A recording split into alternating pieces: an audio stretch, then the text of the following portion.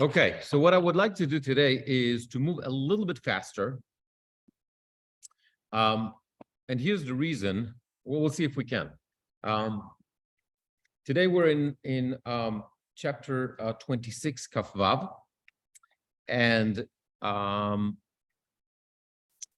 last week we started talking about in Perek of Hay. In the previous chapter, we actually gave it was kind of a little summary of what is the cheshbon, what is the beef that all those the history that those nations have with us. So those prophecies are actually about them. It's not about us.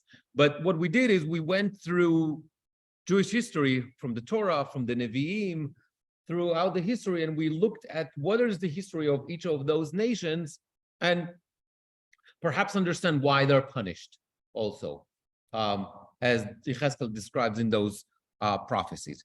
In chapter 26, what happens is that there's this chapter and also part of the next chapter, 27. It's all talking about one nation that is not mentioned, that we have not mentioned last week. It's Tzor. Okay, today we identify Tzor as one of the cities in Lebanon, right?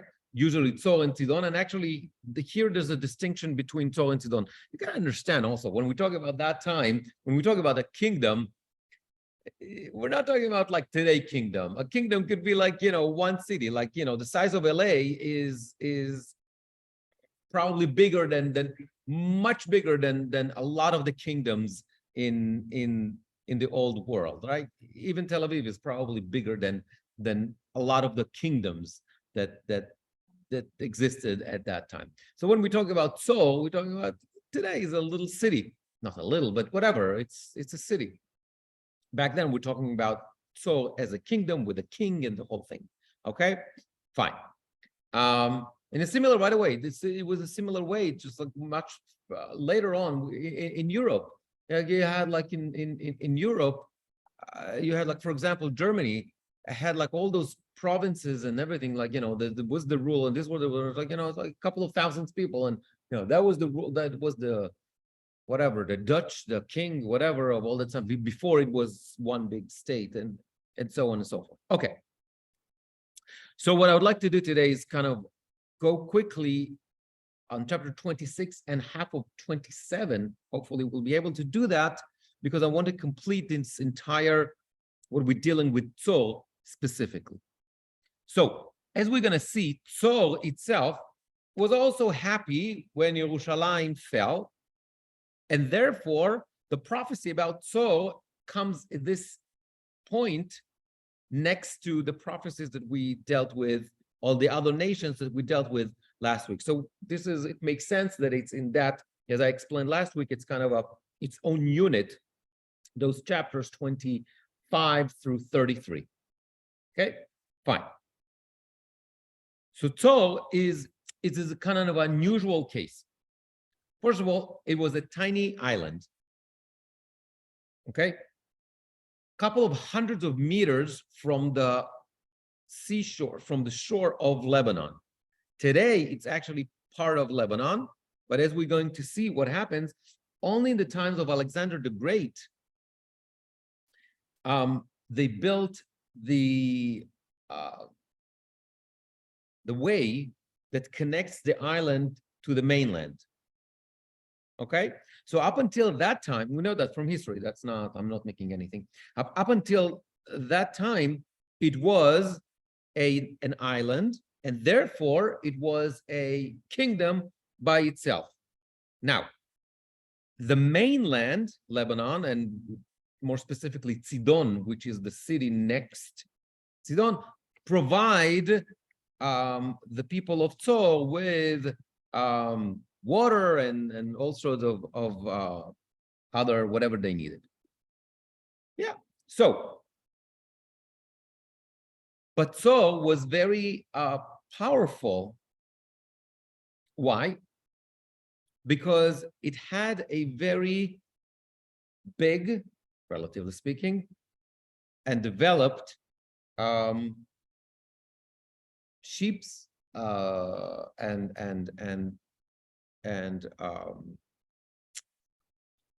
for merchants and all that kind of stuff. So they were merchants, and they had a massive system in how to, with not sheep, ship, like boats, like whatever, sheep, right? And boats and all that kind of stuff, and how they interact with the rest of the region. Okay, now, unlike the other nations that we mentioned last week that we had issues with them throughout the history. Remember, Moab, Ammon, Plishtim, all those. Saul was actually friendly all the time. King David, used the people of Tzor. Hiram was the king of Tzor, and so he has business partnership with them, and the people of Tzor are actually the ones that build the palace. And later on in the times of Shlomo, they sent products and people. So they had wood, and they had also the builders. They had engineers, whatever, to build Beit HaMikdash. And there was a lot of cooperations, especially on the economics issues and all that kind of stuff, between the Jewish kingdom and so we don't know about any wars, any battles, with Saul, no tension, none of that stuff. Minor things that they had disagreements about, economical, whatever, and all sorts of whatever agreement and treaties and blah, blah, blah, but nothing. So this is why it's so surprising that Saul is going to be destroyed, because they were happy when the Jewish kingdom fell. But we don't know of any bad blood between them. So what is it? What's going on here? Okay, we'll have to deal with that in a minute. Now, so we're going to see 4 short prophecies about Saul. The first one, we're going to do, so we're in chapter, as I said, 26, and I'm in the wrong book. The first 2 psukim.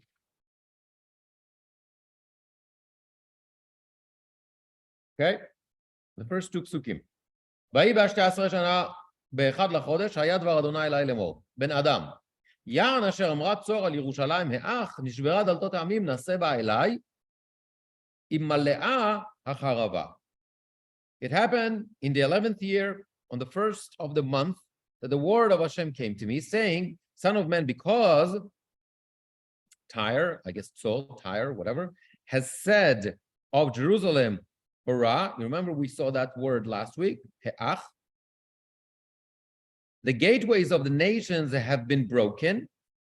It is turned toward me. I will be filled, for she was destroyed.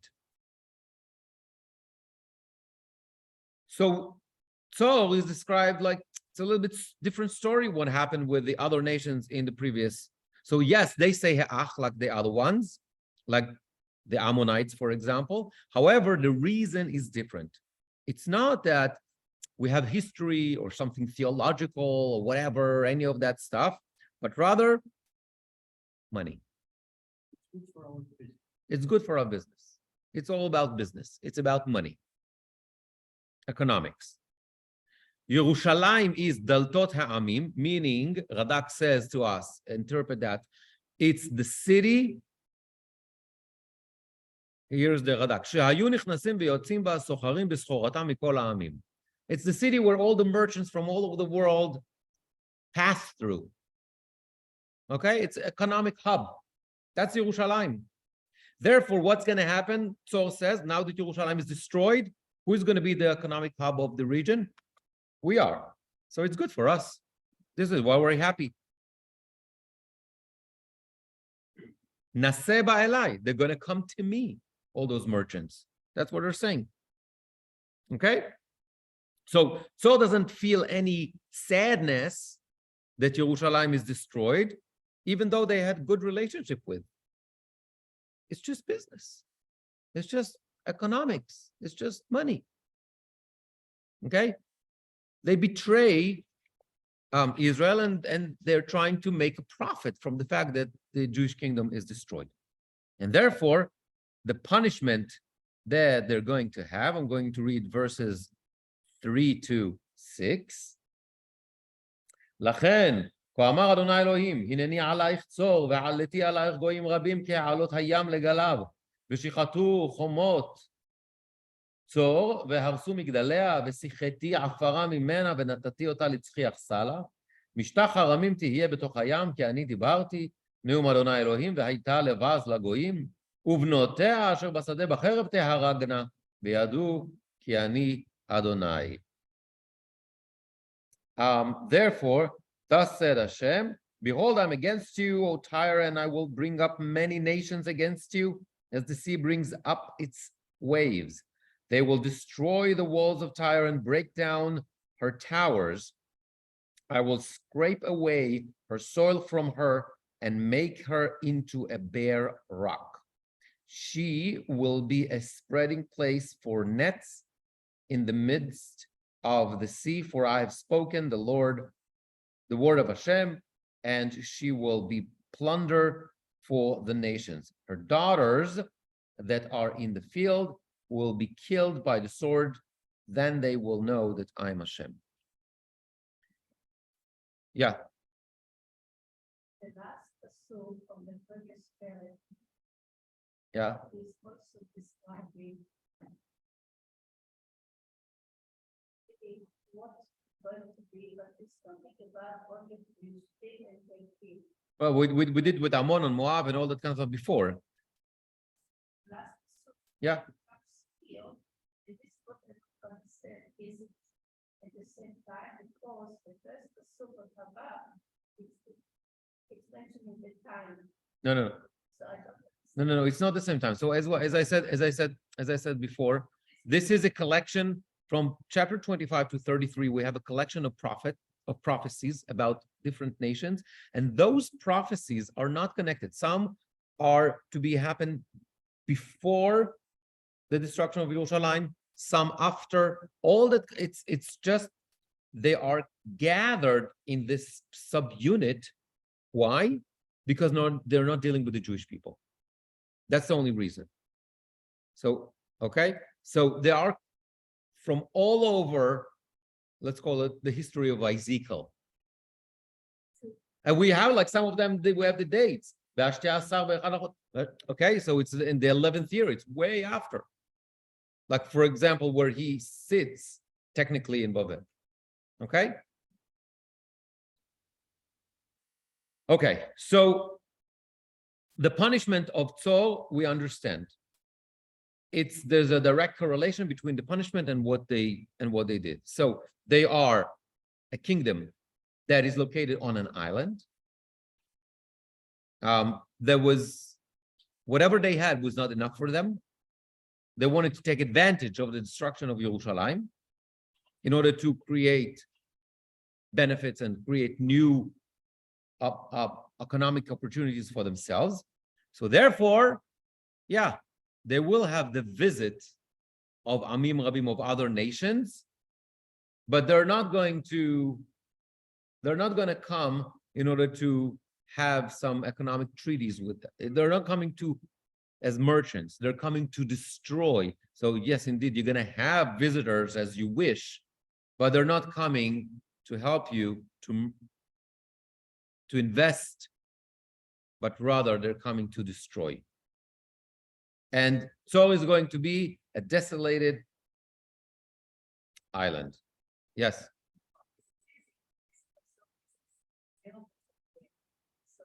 Yeah. Yep. Okay.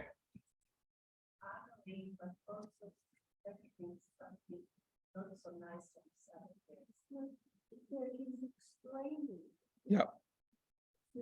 It's like, to take it under advisement, like, respect somebody, but like, know that there's like always interests. Okay. So the next couple of psukim are also like, if we can call it like a little subunit that deals with the fall of Tzor. However, this time it's not, the focus is not about Tzor itself, but rather it's going to be about the enemy. Okay, I'm reading verses 7 through 14. כי כה אמר אדוני אלוהים, הנני מביא אל צור נבוכדנצר מלך בבל מצפון מלך מלכים, בסוס וברכב ופרשים וקהל ועם רב. בנותייך בשדה בחרב יהרוג ונתן עלייך דייק ושפך עלייך סוללה והקים עלייך צינה. ומחי קבלו ייתן בחומותייך ומגדולתייך יטוץ בחרבותיו. משפעת סוסיו יחסך אבקם. מכל פרש וגלגל ורכב תרעשנה חומותייך בבואש בשערייך כמבואי עיר מבוקעה. בפרסות סוסיו ירמוס את כל חוצותייך, עמך בחרב יהרוג ומצבות, עוזך לארץ תרד, ושללוך אלך ובזזו רכולתך, והרסו חומותייך, ובתי חמדתך יטוצו, ואבנייך ועצייך ועפרך, בתוך מים ישימו, וישבתי המון שירייך, וכל כינורייך לא יישמע עוד, ונתתיך לצחיך סלע, משטח הרמים תהיה לא תיבנה עוד, כי אני אדוני דיברתי נאום אדוני אלוהים. Okay, very colorful description. For thus said Hashem, behold, I'm bringing Nebuchadnezzar, king of Babylonia, against the Tyre of the north, a king of kings, with horse, with chariots, and with riders, an assembly and multitude of people. He will kill your daughters in the field by the sword. He will build a siege tower against you and pour a ramp against you and set his bucklered warriors against you. He will set his catapults, I don't know what that is, catapults of your walls, and he will dismantle your towers with his swords. From the abundance of his horses, their dust will cover you. Your walls will tremble from the noise of rider, wheel, and chariot when he enters your gates as people enter a breached city.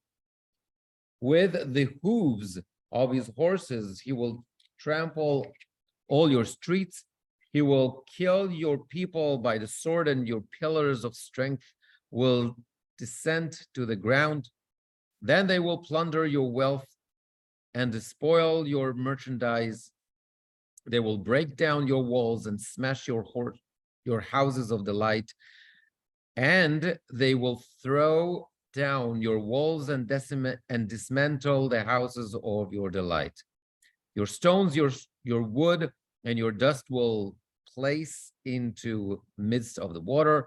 I will put an end to the multitude of songs, and the sound of your harps will be heard no more. By the way, there's going to be a deja vu to later on to Tehillim. There's a chapter that we know about Al Naharot Bavel. That's a famous chapter in Tehillim. Talinu kinorotenu, right? So there's a use of that language to describe what happens to the Jewish people. Here it's used against so it's just a little bit of deja vu. I will pasuk 14. I will make you into a bare rock. You will be spreading place for nets, never to be rebuilt again. For I, Hashem, has spoken the word of Hashem. Yes. It's part of the style.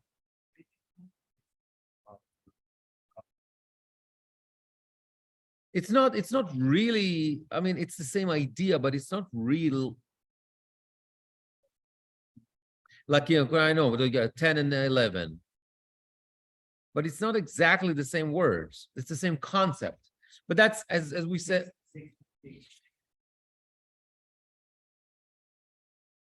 Yes. Again, he repeats a message, and this is something, a technique that Yechezkel does again and again and again to make a point. Yes. Yeah. Wants to make people understand they shouldn't take advantage of other people. Correct, and it's not only that. It's like in the style in which he tells it. He basically said, "This is a fait accompli. This is like there's nothing I can do about it. It's and it's poetry. I don't know if it's poetry. It's the style. It's not the Torah. You know, in the Torah we try to find a meaning in every like extra letter and every word. That's not the case here, especially with yechezkel and the prophets. It's about the message and they use all those techniques. It's to make their point. Now. Just a black or no, because it says here, it's Right. Did she think that what's here, there was an action to have? I think that she was influenced from the pasuk in Tehillim. Ech nashir, right? Ech nashir et shir Hashem al admat nechar, talinu kinoroteinu, etc. I think because that's the more famous one. I gave a class about that song one day. Maybe we'll do it one day. Anyway, yeah. Okay, so the description here has 3 stages in conquering the city. We have the siege on the right, until the walls, they breach the walls and the towers fall down. Then you have that they break in with the horses and the chariot into the city, and then the killing by the sword and the robbery and taking all the spoils and everything. So these are like the 3 stages. Here's the problem with this prophecy. It's not about understanding that prophecy, but rather, did it happen? And in what way? Okay, because we do know that Nebuchadnezzar, he calls him Nebuchadnezzar, it's right there. It's not that, Nebuchadnezzar did not destroy Tzor.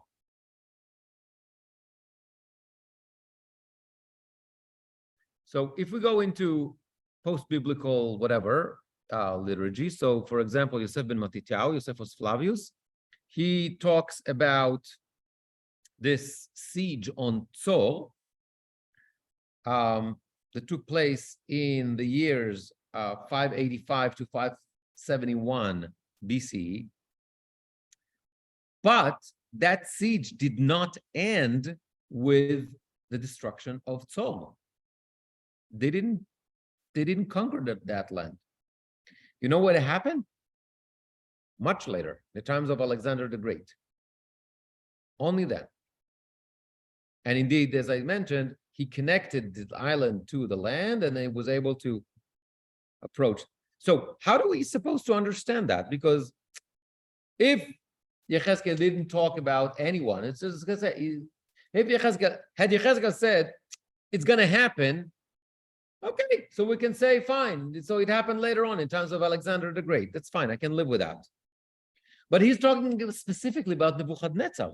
It didn't happen in times of Nebuchadnezzar. So Abarbanel already dealt with that, okay, in the early 1400s.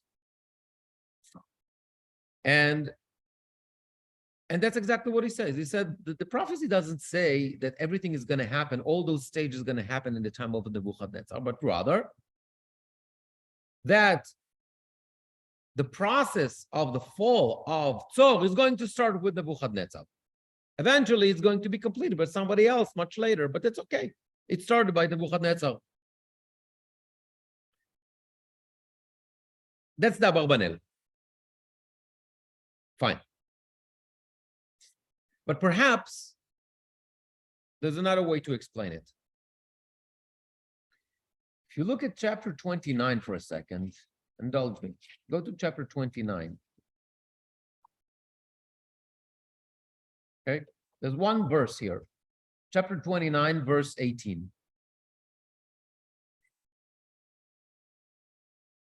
בן אדם, נבוכדרצר מלך בבל העביד את חילו עבודה קשה אל צור, כל ראש מוקרח וכל כתף מרוטה, ושכר לא היה לו ולחילו מצור על העבודה אשר עבד עליה.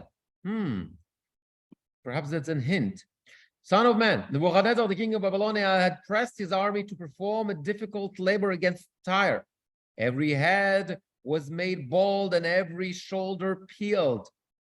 And he and his army had no reward from Tyre for the labor that they had performed against her. So, here in chapter 29, what we learn is that Nebuchadnezzar was not successful. So Yechezkel himself kind of gives us a hint of what happened. And not only that, what happened in the next pasuk? Look in the next pasuk. I'm in, oops, I lost my place. In 19. Therefore, Lachen, right? 29, 19. לכן, כה אמר אדוני אלוהים, הנני נותן לנבוכדנצר בבבל את ארץ מצרים, ונשא עמונה ושלל שללה ובזז ביזה והייתה שכר לחילו. Therefore, thus said Hashem, I'm giving the land of Egypt to Nebuchadnezzar, king of Babylonia. He will carry off its multitude and seize its booty and take its plunder, and that will be the reward for his army. In other words,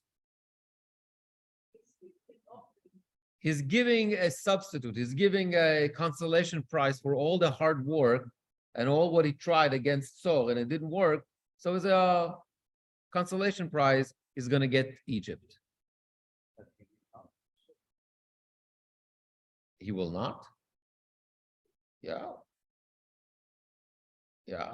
definitely. So he's going to be compensated by getting Egypt. So it seems that the people of Tzor were not as bad. And therefore, because they were not as bad, the thing that they were perhaps worthy of is that that prophecy is going to be delayed a little bit. It was delayed until the times of Alexander the Great. Yes. This is maybe my education.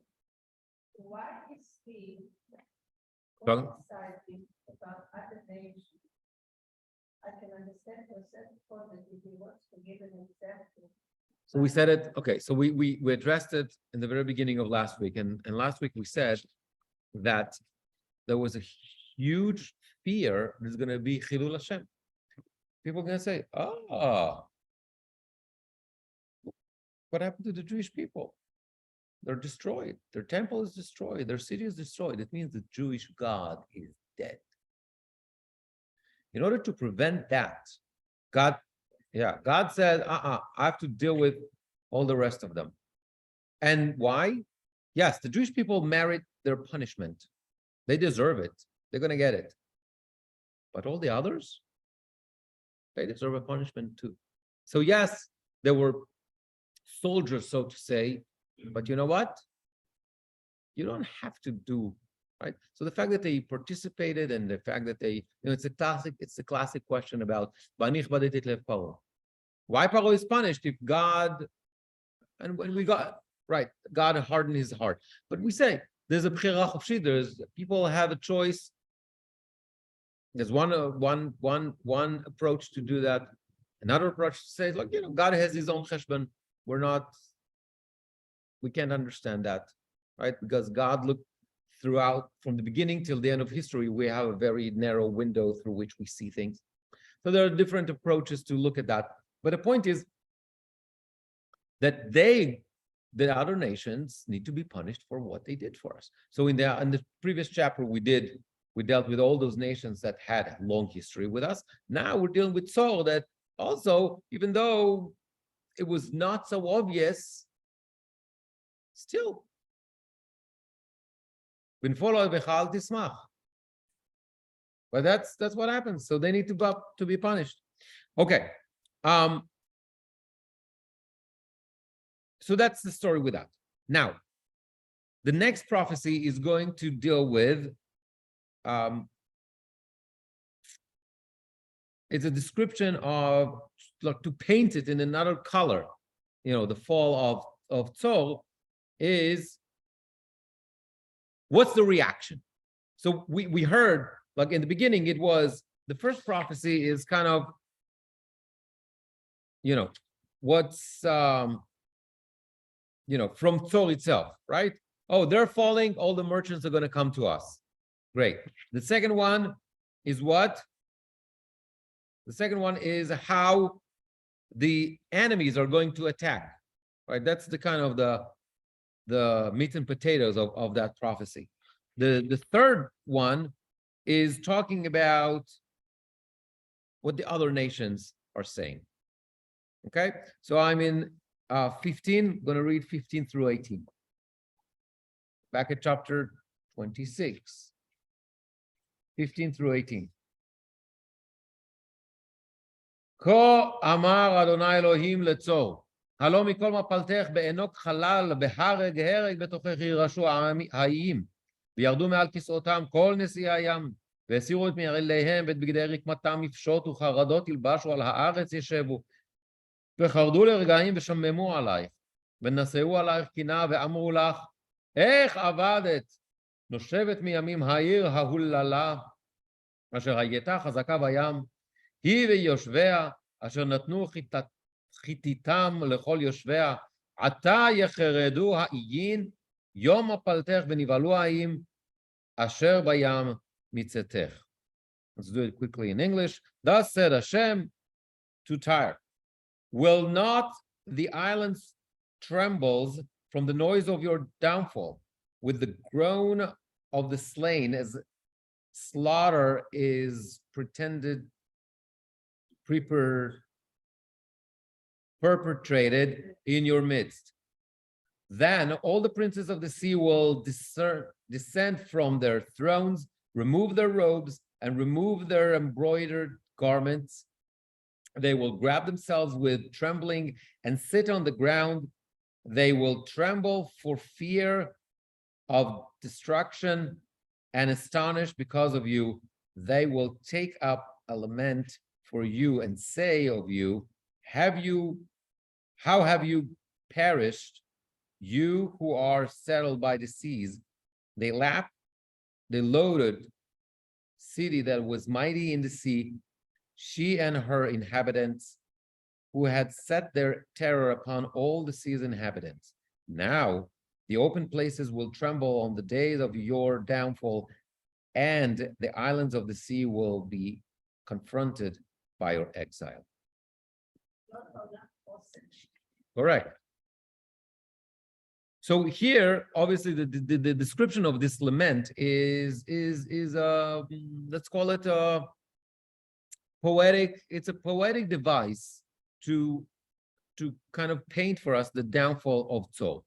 It's not only the Churban, the destruction they see, but also what they're able to see, so to say, how others going to respond about what happened. It's not only that I am able to see what happens, I know what other people think, so to say, okay? So Bnei Ha'iyim, people of the islands, it means all the other nations that had contact with Tzor in the past. So they hear the news, and the prophet here in a poetic way kind of tells us that what those nations, those people they hear the cry of those who fall by the sword. Okay, then they are stunned and they're in mourning and they're afraid. Why? Because they're afraid that something similar is going to happen to them. So here we achieved another goal. What's the goal again? That other nations have to think twice before acting like Tzor. Correct? Yeah. Okay. And to end this chapter, we have another short prophecy. This is 19 till the end of the chapter. כי כה אמר אדוני אלוהים, ותיתי אותך עיר נחרבת, כערים אשר לא נושבו, בהעלות עלייך התהום וכיסוך המים הרבים, והורדתיך את יורדי בור אל העם עולם, והושבתיך בארץ תחתיות כחורבות מעולם את יורדי בור, למען לא תשבי ונתתי צבי בארץ חיים, בלהות אתנך ועינך ותבוקשי ולא תמצאי עוד לעולם נאום אדוני אלוהים. For thus said Hashem, when I make you a devastated city, as cities that have never been inhabited, when I raise the depths of the sea over you and the abundant waters cover you, then I will bring you down with those who descend to the pit, to the people of iniquity, and I will settle you in the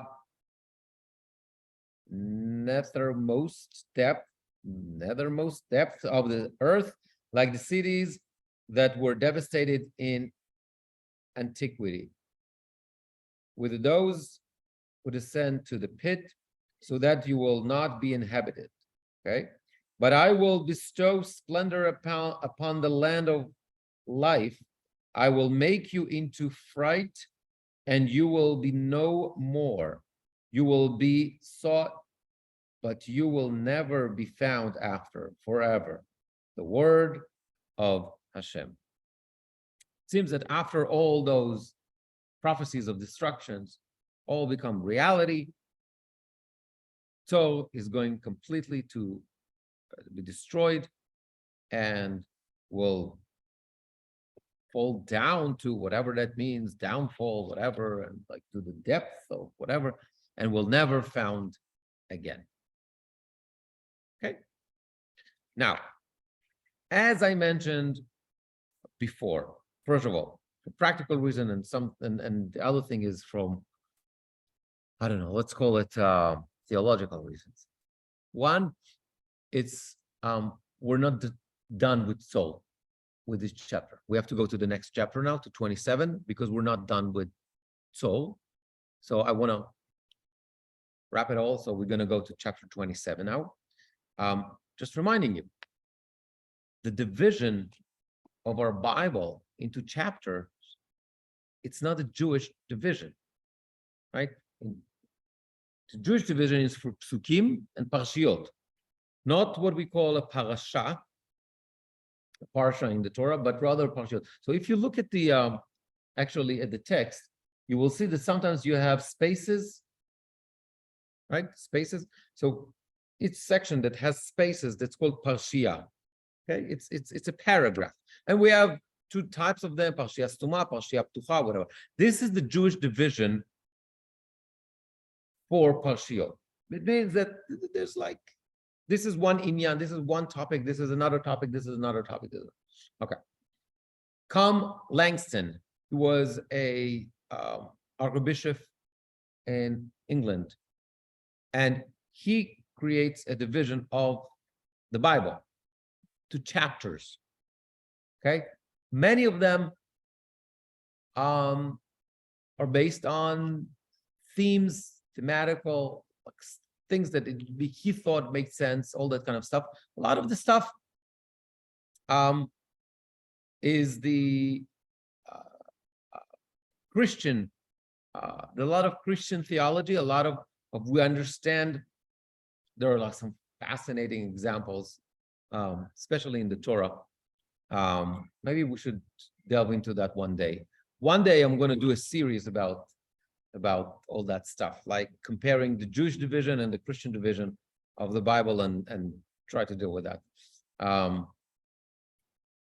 Yeah, nobody's done it before. I don't know why.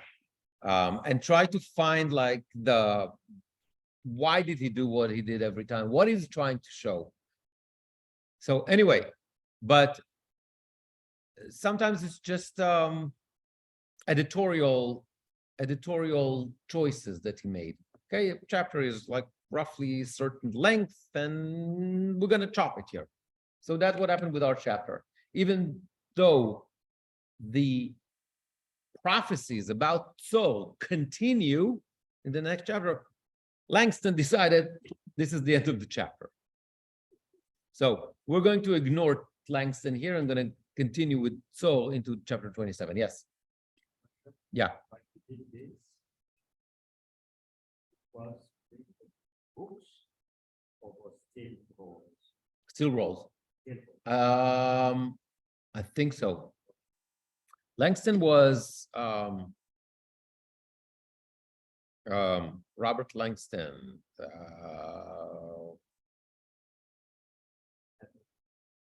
No, later. Okay. Yeah. Or books.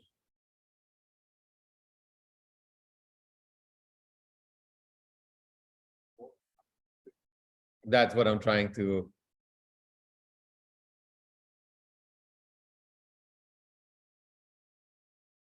They had books before Gutenberg. No, of course. That they were written. And not They're written by hand. That's the point. Correct. No, obviously. Okay.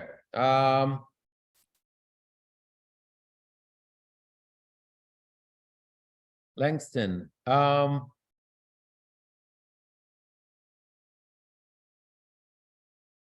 He died in 1228, medieval times, and he was basically working from 1207 to 1228. So before Gutenberg. before. Yeah. But still, it was. No, the information was there, written by hand. Yeah, It had correct.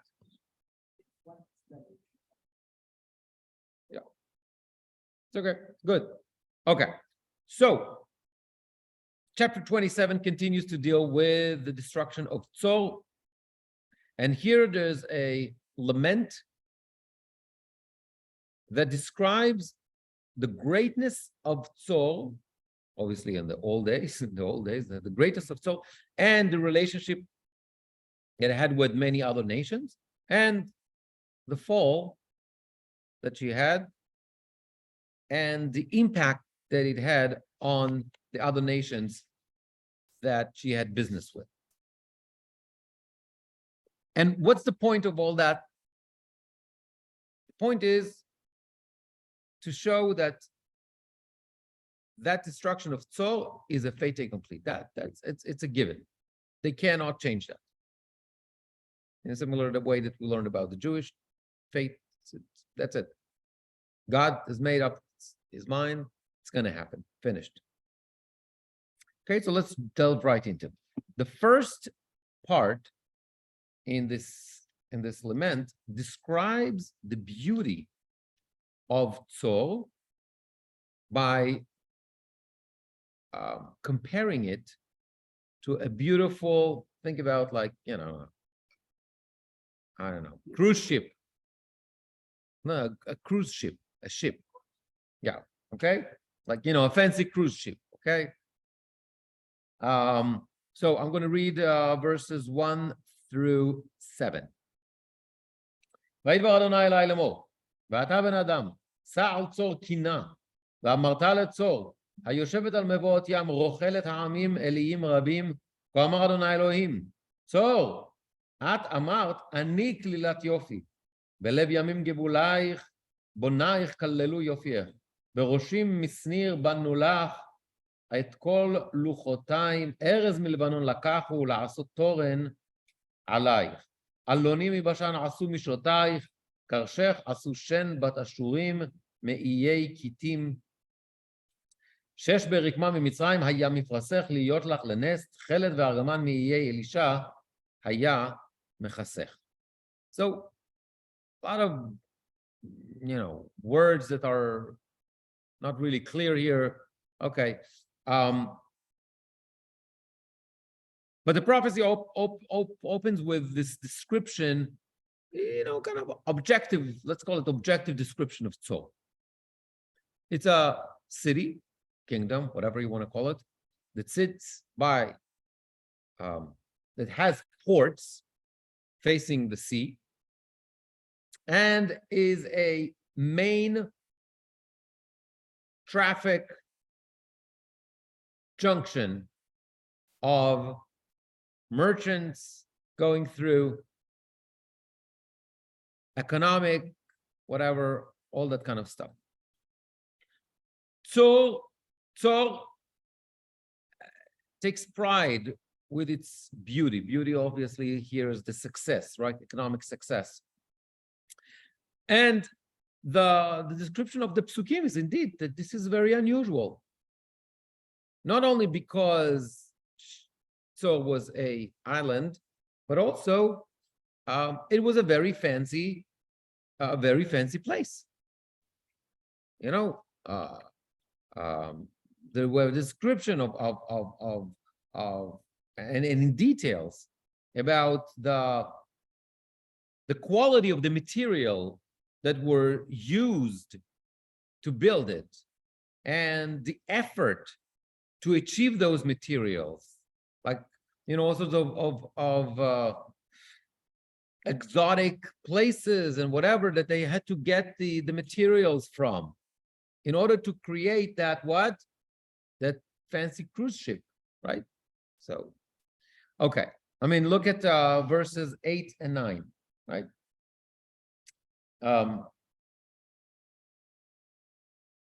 יושבי צידון וערבד היו שטים לך, חכמייך צור היו ואחם חובלייך, זקני גבל וחכמיה היו בך מחזיקי בדקך, כל אוניות הים ומלאכיהם היו בך לערוב מערבה. Oh, we didn't read the whole thing in English. I'm going to start from the beginning. Forgot. Okay, beginning of the chapter. I'm going to do the first 8 psukim now in English. The word of Hashem came to me, saying, now, son of man, take up a lament for Tyre, and say to Tyre, which dwells at the harbors of the sea, merchant of the people to many islands. Thus said Hashem, Tyre, you have said, I am perfect in beauty. In the heart of the seas are your borders. Your builders perfected your beauty. Of cypress wood from Snir. Snir, by the way, is Hermon, it's Mount Hermon. They built you all the planks. Cedar from the Lebanon they took to make a mast upon you. Of oaks from Bashan they made your oars. Your rubber they made of ivory inlaid ebony from the Hittite islands. Of embroidered Egyptian linen was your sail, to be the ensign of you. Of turquoise and purple from the islands of Elisha was your owning. The inhabitants of Sidon and Arvad were oarsmen for you. Your wise men, O Tyre, were within you. They were your sailors. The elders of Gebal and its wise men were within you. Caulkers of your cracks. All the ships of the sea and their rowers were within you to provide your merchandise. Okay. So we see that there's also a description that like other nations had role in building, but also operating that cruise ship, right? That's fancy ship, which is Tzor. But the people of Tzor are the ones in charge, are the sailors. Yeah, the others, like, you know, the rowers and this and whatever. But the captains, the leaders are from Tzor. So that means Tzor is the leader of those nations. Okay.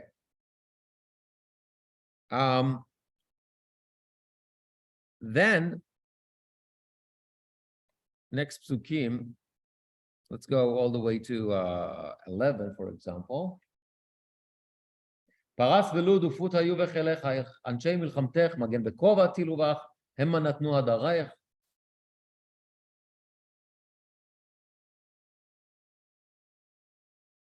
בני ערבד בחילך על חומותייך סביב, וגמדים במגדלותייך היו, שלטיהם תילו על חומותייך סביב, המה כללו יופייך.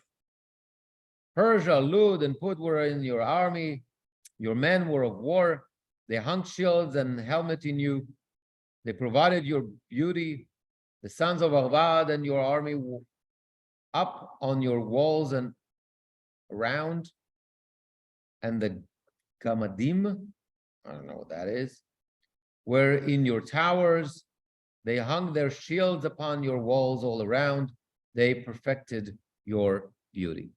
Okay, so it's not only a city, a port city that all the ships and the sailors came to. It's also that those sailors functions as soldiers in Seoul. As you know, I don't know, let's think about it. Okay, in Buckingham Palace, the, what do you call the guard, the royal guard, whatever, they're not there really to protect. Right? It's a ceremonial thing. It's to beautify. Right? The fact that you have the palace, the queen, the king, sorry, now it's a king. You have like this, you know, all this, the soldiers with a whole outfit and whatever. Okay, in Rome, you know, you have the guard also by Swiss guard in the Vatican. I mean, they're not really. Please, in the past, today, it's ceremonial. Okay, it's like, you know, please, those people in those. Yeah. Like the Funny. pump next to the palace in London. Yeah, it's like, you know, with the funny, you know, puffy pants. Do really they can, you know, chase after terrorists and whatever. Yeah, it's like it's ceremonial. So we understand that. Sometimes you have soldiers that it's ceremonial. It's to beautify, to give like distinction and that kind of stuff. It's not like really war. Okay, if you want to deal with terrorists, you need a couple of CIA agents or Mossad agents or whatever. Yeah. It's different. They don't walk around with puffy pants and like, you know, pointed shoes and high hats and weapons that probably don't shoot from the 1800s, you know. I get it, but today it's not functional. It's not functional. Yeah. So anyway, so we understand what it means. Okay, fine. Next. Now, the next psukim going to describe all this economic relations that Seoul had with other nations, and each nation with the specific merchandise that they treated. Okay, so I'm looking at I don't know. I don't know if we need to do even like all those psukim. Okay, let's just. It's fine. It's basically, you know, it's a whole big list of merchants and of merchandise, materials, whatever, all this kind of stuff, and a whole big list of nations. And yes, Shoshana. I'm sorry I was late. Is the island of Seoul existing today, or which one? Yeah, but today it's not an island anymore. As I said, in the times of Alexander the Great built a Okay. ramp that connected Seoul into the mainland, and it was, you know, since then it's not anymore an island. Okay, so this takes us all the way to Pasuk Kafhei.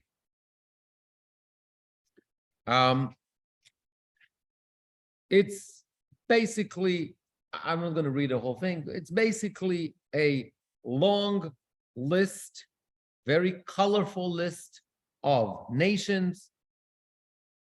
Very vibrant place. Seoul is a very vibrant place that has a lot of economic relations and treaties and whatever, merchants and all that kind of stuff with other nations. But what's the purpose of showing us all that stuff and detailing all that stuff? To show us the destruction of Seoul. That's the only purpose. Now we're going to come to the downfall of Seoul.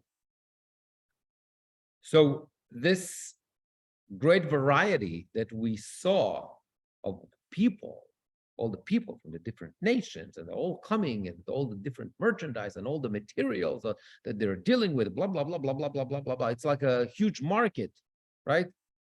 All that kind of stuff is going to find its expression also in the downfall of Tzor. I'm in Pasuk 26. I'm going to do 26 and 27. Here we go. במים רבים הביאו חשתים אותך, רוח הקדים שברך בלב ימים, חונך ועזבונייך, מערבך, מלאכייך וחובלייך, מחזיקי בדקך ועורבי מערבך, וכל אנשי מלחמתך אשר בך ובכל קהלך, אשר בתוכך יפלו בלב ימים ביום הפלתך. Into many waters your oarsmen brought you. The east wind has broken them. Make a mental note of that east wind in a second. We're going to talk about that. The east wind has broken you in the heart of the seas. Your riches and your wares, your merchandise, your reward and your sailors, the caulkers of your cracks and the providers of your merchandise, and all your men of war who are within you, and with your entire assembly that is in your midst. They will fall in the heart of the seas on the day of your downfall. So the failure of Tzor is being expressed with the word b'mayim rabim mevi'eh chashatim otach, meaning those who come to you, like all those nations, all those merchants, that's what's going to kill you. So the power and the self-confidence of Tzor is the reason that Tzor is going to fall. The parable is it's to deep water, far away from land, meaning overconfidence. The overconfidence is compared to deep water. Now, he uses the word ruach kadim. Now, for me, it's deja vu. What's a ruach kadim? God brought ruach kadim several times. Good. So the first time we see ruach kadim is the east wind, is the arbein, one of the 10 plagues, right? What else we have ruach kadim? It's in the Exodus, in the split of the Red Sea. Beruach kadim teshaber oniyot, right? And then we have another reference to that in Tehillim also. So now, why this is significant? Because ruach kadim is automatically creates a connotation. It's not just wind. It's a wind that HaKadosh Baruch Hu brings. Yes, it's eastern wind. I get it. It comes from the east. It's not just eastern wind. It's a specific wind that God sends.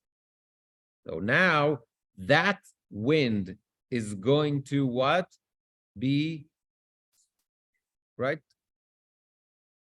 Targeted at Tzor and will cause its downfall. So it's very clear that this is God is doing that. It's not it just happened. God is doing it. Now, from here, the prophecy is going to describe the pain of the people that had all those relations with Tzor. They are going to, I'm not going to read it even, they're going to basically scream and act like mourners and like they're going to put, it's fascinating, the description, right? They're going to put a dust in their heads and they're going to and put sackcloth and they're going to cry. Sounds familiar? Exactly, like mourning, and then we have all those descriptions. Like next week, we're going to read all that stuff in Eicha. Right? Okay, good. But now it's targeted not towards us, but rather towards them. Okay? So, and the psukim basically highlight this double meaning, or the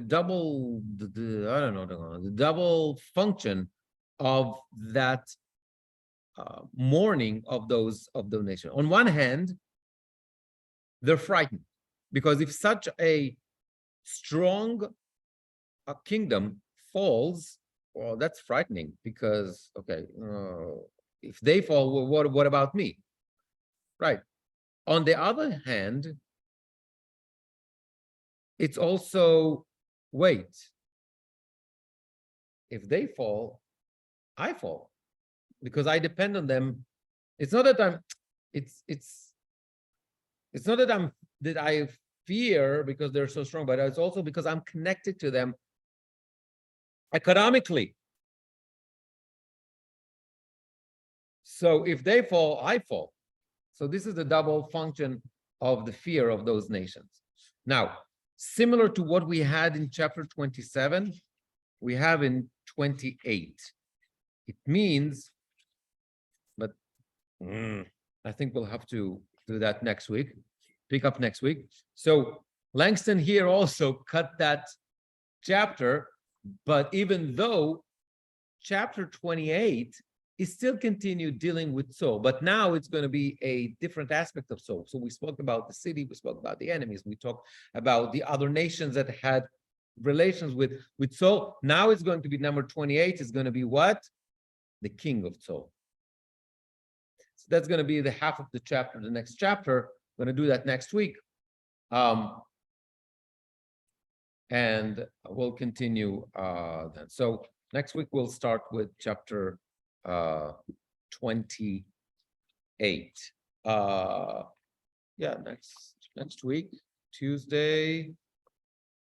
That's 25th or something. 25th, 26th, whatever. It's 2 days before Tisha B'Av. I have a question. I have a question. Yes. Maybe you said it in the beginning when I